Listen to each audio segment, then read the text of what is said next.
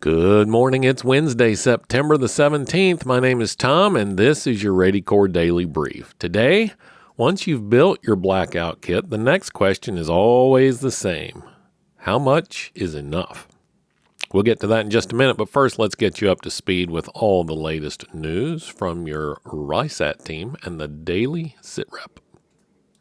Let's get things started with the latest from the ASAT team and today's Daily SITREP briefing. This is your AmCon Daily SITREP for December the 17th, 2025. Up first today, the Wiz app, a social media platform used by approximately 16 million users, continues to raise serious concerns regarding child safety. Reports indicate that the app, which is designed for social connection, has been exploited by underage teens and adult predators alike, turning it into a risky environment similar to dating apps like Tinder. Despite the introduction of new safety measures such as age verification, these have proven insufficient against adults posing as minors. Parents are advised to check their children's devices for the app and ensure it is removed, alongside setting parental controls to prevent future access. In other news, the FDA has announced a nationwide recall of the So Delicious dairy-free salted caramel cluster frozen dessert due to potential contamination with small stones. This recall impacts multiple retail locations across the country, including at least 17 stores in the San Antonio area, such as Walmart, Whole Foods, and Target. Consumers are urged not to consume the product and to seek refunds through the company's consumer care channels. The manufacturer has addressed the issue and is working to remove affected products from shelves. Turning to travel and national security, proposed changes to the U.S. Electronic System for Travel Authorization, or ESTA, have sparked widespread public concern during the current comment period. The notable proposals include mandatory disclosure of all social media accounts used over the past 5 years, collection of biometric data, and the requirement to apply exclusively via a mobile app. Officials insist none of the changes have been finalized yet. However, the travel industry warns that these additions could deter visitors and lead to longer processing times at airports. A powerful coast-to-coast storm is currently moving out of the Pacific Northwest and into the northern plains and Rockies, unleashing hurricane-force wind gusts of 50 to 70 miles per hour, with isolated gusts reaching up to 90 miles per hour. The storm has already caused more than 500,000 power outages in Washington and Oregon. As it progresses eastward through the week, heavy rain, snow, and strong winds are expected, potentially causing significant travel disruptions and infrastructure impacts, especially in Montana, Idaho, Wyoming, and the Dakotas today. Finally, there is an ongoing alert for protests and potential civil unrest nationwide. Several scheduled demonstrations today include events in Burbank, California, Minneapolis, Minnesota, Albany, New York, and Winona, New York.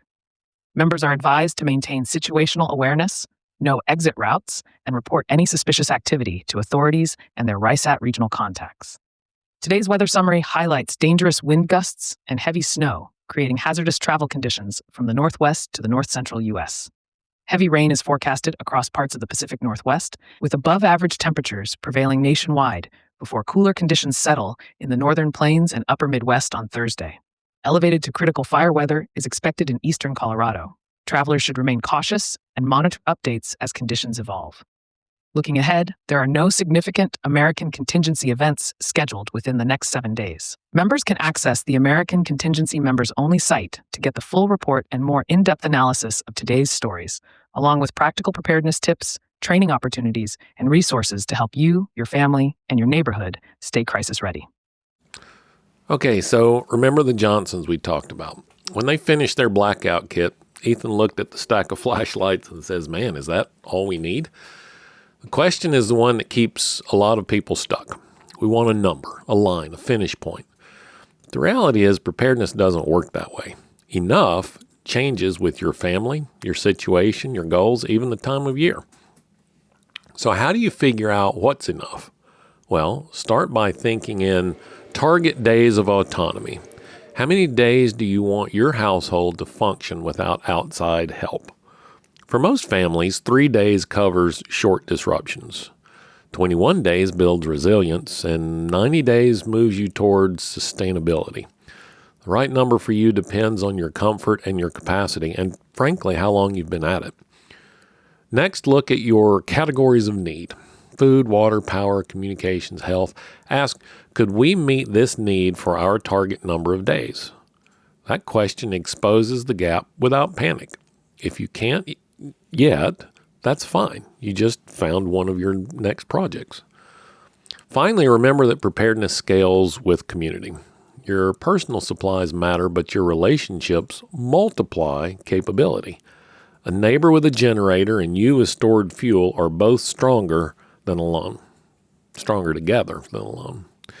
Enough isn't about stacking gear until you run out of space. It's about the confidence that your family can handle what's likely and recover from what's hard and then help others when you can. So tonight, I want you to choose your family's target days of autonomy. That's a big phrase, but it's just how many days can you get by? Write it down. Share it with everyone in the house and use it as your benchmark for the next phase of planning. When you've reached that goal, now move on to the next phase. All right, tomorrow we're going to talk about how to keep that momentum alive, how to stay motivated and keep your family engaged once the excitement of new projects fades away.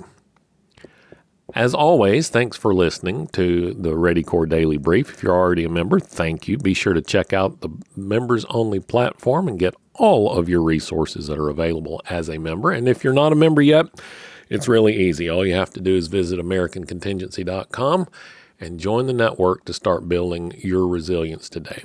I'm Tom Rigsby. Stay alert, stay ready, and I'll talk to you again tomorrow.